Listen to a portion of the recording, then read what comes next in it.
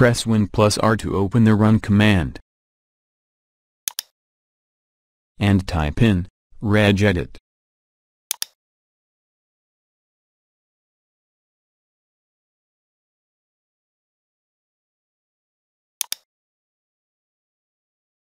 Go to hkey_current_user.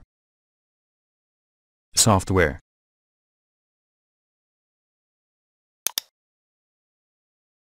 Microsoft.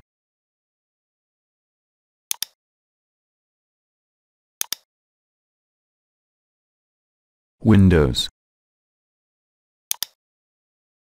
Current version.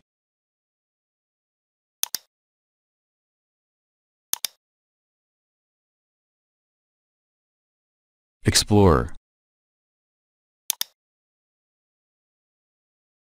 Run MRU.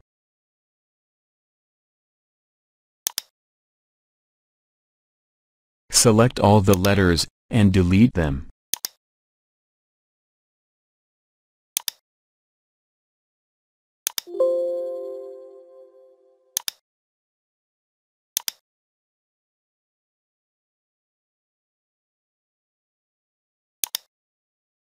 All done. Please subscribe.